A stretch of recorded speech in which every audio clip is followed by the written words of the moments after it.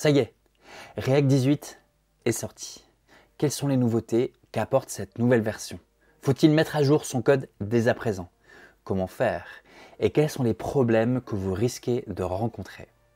Commençons par la dernière question, avec la mise à jour vers React 18 en pratique.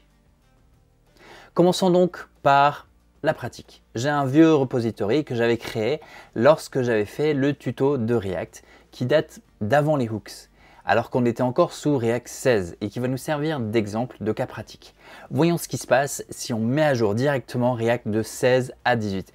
Comme vous allez voir, c'est rapide et c'est indolore. Paradoxalement, c'est la refonte iso-fonctionnelle de React 17 qui a justement permis ça. Voyons en pratique. Pour commencer, nous allons lancer npm install react 18.0.0 react dom 18.0.0. Ça, c'est si on est sous npm, ou encore yarn add react 18.0.0 react dom 18.0.0 si on est sous yarn. Et l'installation se passe paisiblement. Je lance le projet avec yarn start et tout se passe bien. Alors par contre, si on ouvre la console, on obtient un message suivant en anglais: React DOM render is no longer supported in React 18. Use create root instead. Until you switch the new API, your app will behave as if it's running React 17. Qu'est-ce que ça signifie? Ça signifie deux choses. La première, c'est que le bout de code qui initialise React est déprécié. C'est plus la bonne façon de faire les choses si on veut profiter des nouveautés de React.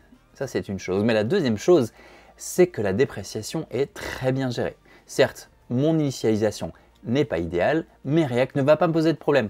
Mon code fonctionne encore sans problème, comme on peut le voir.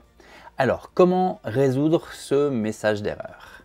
Alors, si on regarde mon code, l'import et l'initialisation, utiliser un report React DOM from React DOM, et tout en bas du fichier, on allait chercher un root element en utilisant un document get element by ID.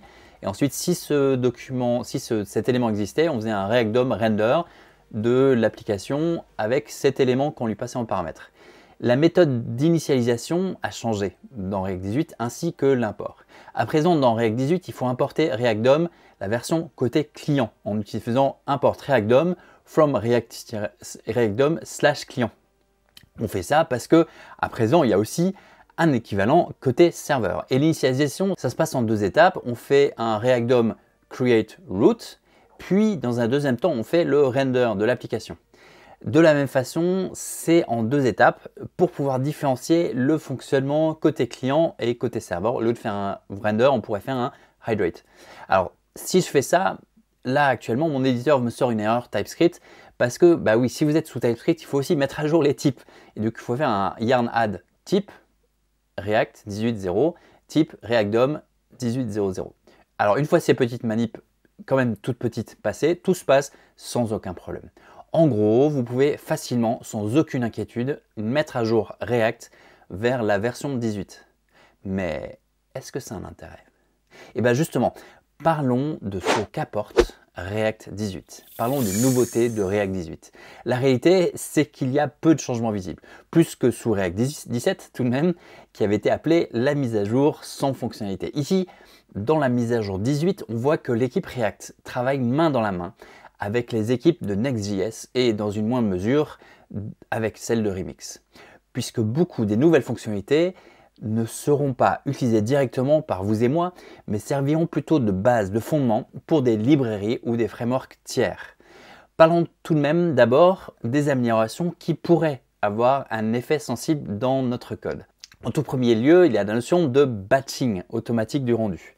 Imaginons qu'on ait deux états. Un premier, par exemple, qui gère un score et un deuxième qui gère les actions disponibles. Quand l'utilisateur fait une action, il va, dans cet exemple fictif, augmenter son score et réduire ses actions disponibles.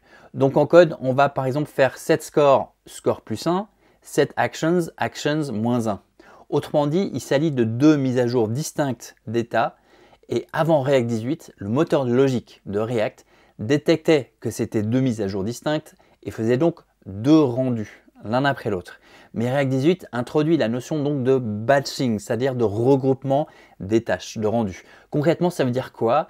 Ça veut dire qu'ici, malgré les 2 mises à jour de l'état, il fera qu'un seul nouveau rendu. Alors évidemment, c'est bon à prendre, mais je ne sais pas combien d'entre vous avez été confrontés dans React à des problèmes de performance. Combien de gens est-ce que ça concerne vraiment? A priori, ça sera encore plus le cas pour les autres nouveautés. On va les voir donc en vitesse. Tout d'abord, il y a le mode concurrent. Pour schématiser, il s'agit de casser le monolithisme du rendu. Il s'agit de dire tel calcul pour tel bout d'interface, on peut le faire plus tard, quand on a de la puissance de calcul disponible. Tel composant, il peut utiliser une vieille valeur en attendant que ça soit mis à jour. Et pour ça, l'équipe React introduit la notion de transition qui incarne un changement non urgent. Alors si on prend le cas d'une liste filtrée, quand on commence à taper du texte dans le filtre, on s'attend à ce que l'interface affiche tout de suite le texte tapé et que la liste montre qu'il y a un filtrage qui est en train de se faire. Mais l'utilisateur comprend si ça prend quelques secondes pour afficher le résultat filtré. On a donc pour une même action 2 réactions distinctes. Une réaction urgente et une réaction non urgente. Cette réaction non urgente, c'est ce que l'équipe React appelle donc une transition. Et donc il y a une fonction start transition et un hook use transition qui sert à incarner tout ça dans le code. Et comme le dit l'article de blog annonçant la sortie de React, nous nous attendons à ce que vous ajoutiez la concurrence à votre application en utilisant des librairies ou des frameworks qui intègrent cette fonctionnalité. Autrement dit, pas directement. Ça, c'est encore plus vrai pour notre prochain sujet, qui est le rendu côté serveur. Le rendu côté serveur et le streaming de ce rendu est clairement une fonctionnalité destinée à des frameworks de type Next.js ou Remix.